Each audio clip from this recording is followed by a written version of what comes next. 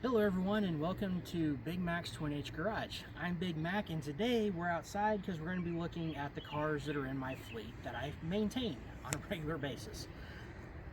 This beautiful black Jeep Wrangler sitting right here is the newest addition to our fleet. We actually just picked this up not that long ago, so it's still kind of new and I haven't had a chance to really go through it all that much.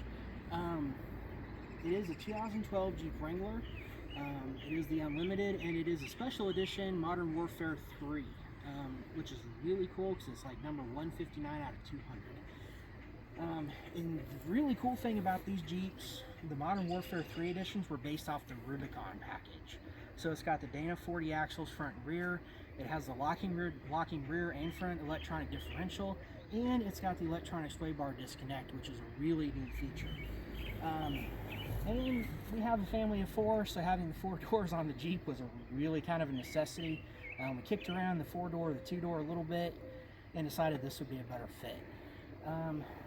So let's go ahead and look inside and see what kind of features we got. Okay, so we're here on the driver's side.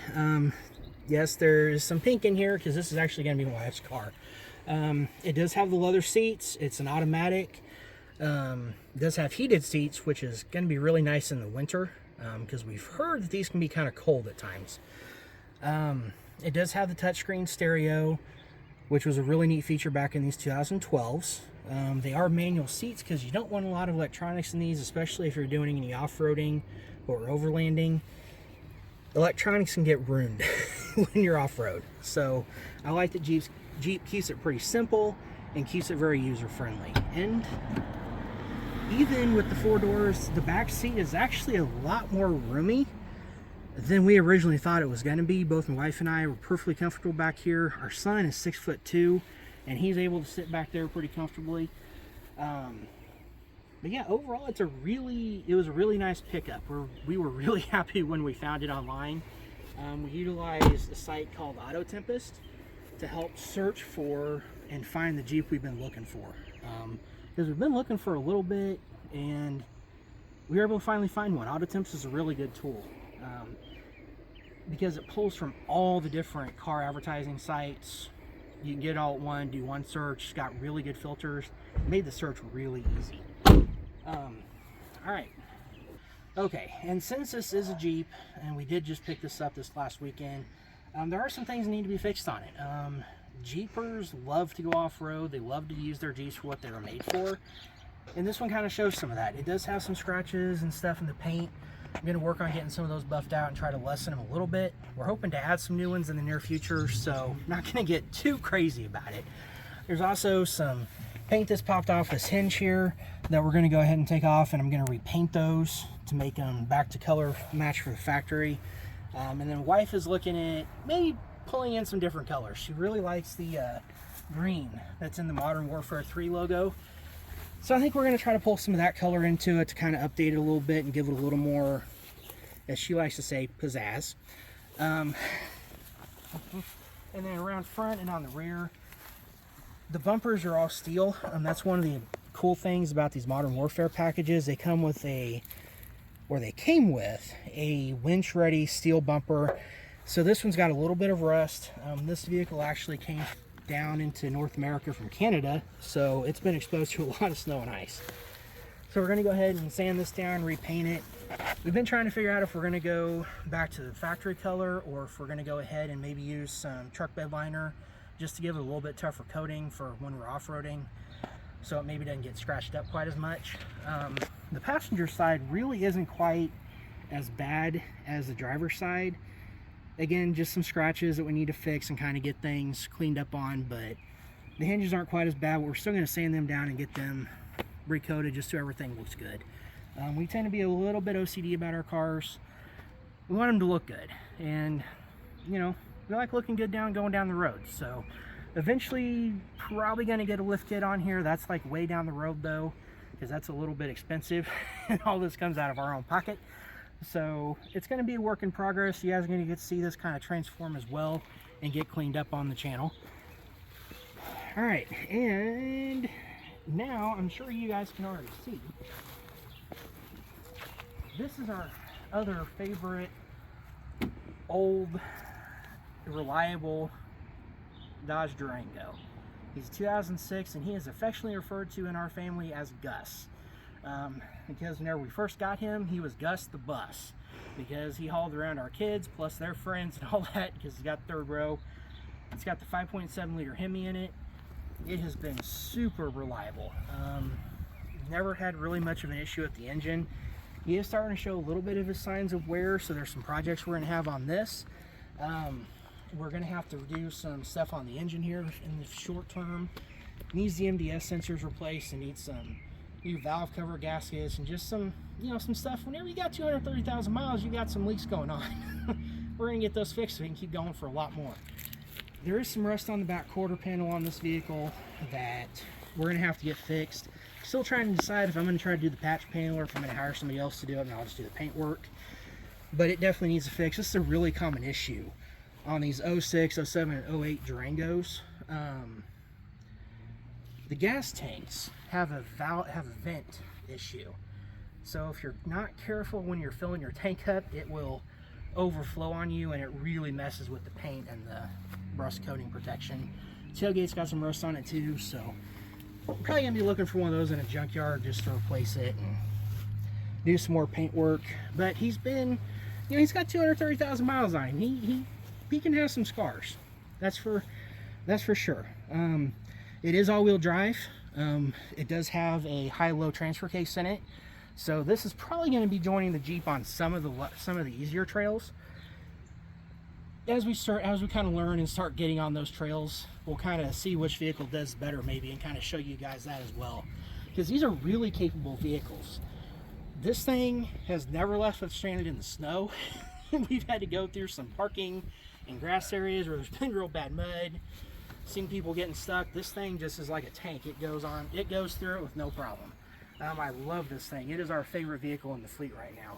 I'm thinking the Jeep is probably winning the wife's heart a little bit, but this is my daily driver, and I really enjoy our Gus. Okay, so this is our 97 Dodge Ram, referred to as Goliath.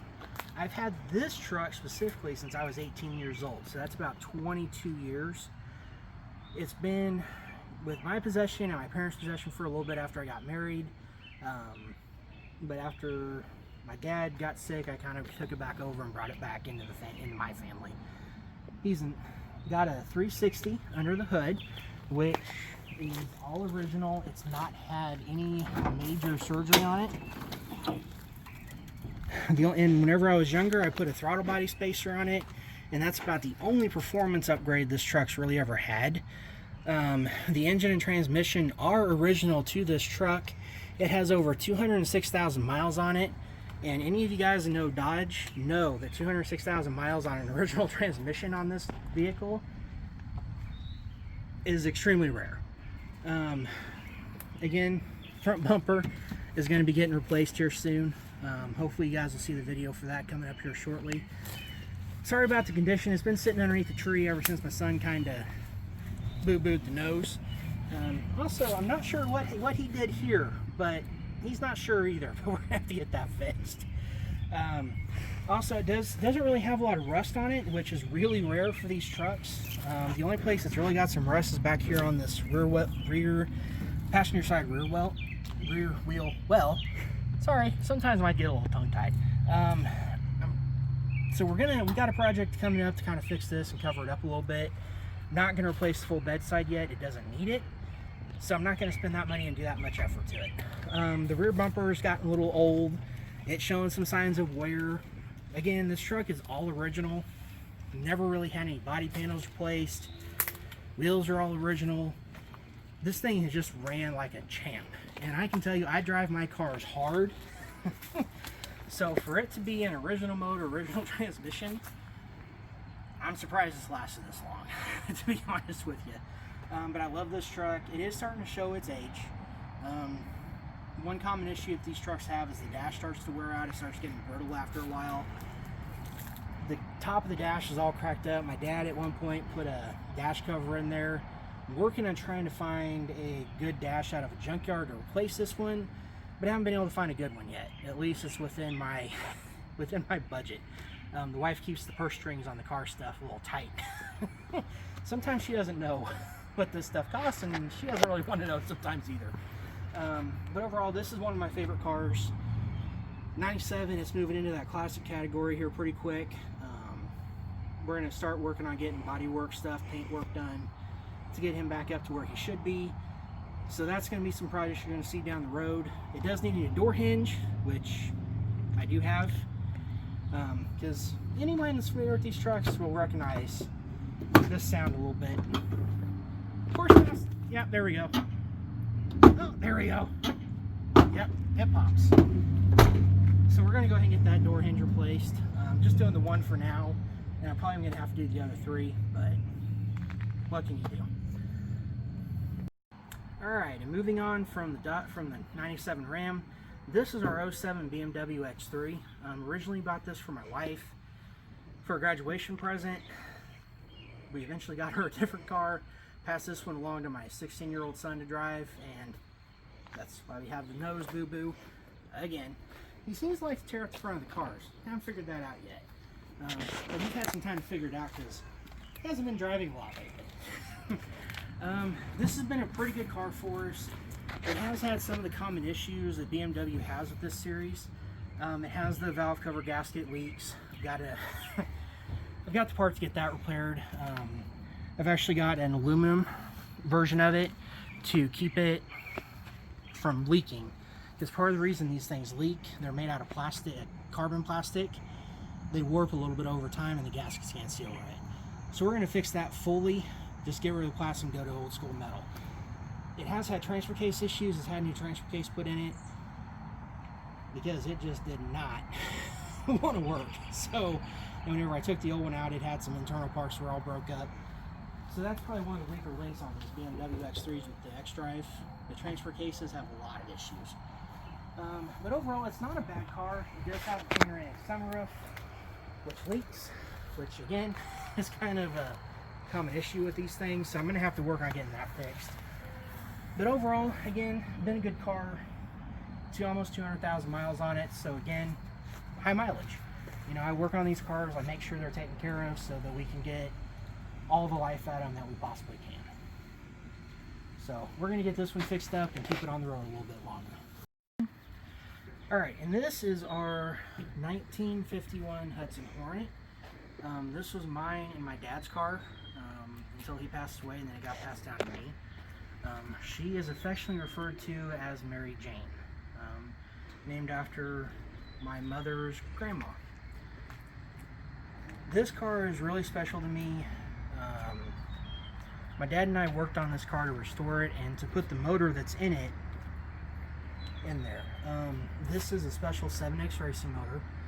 I won this the summer I was getting ready to start my senior year of high school.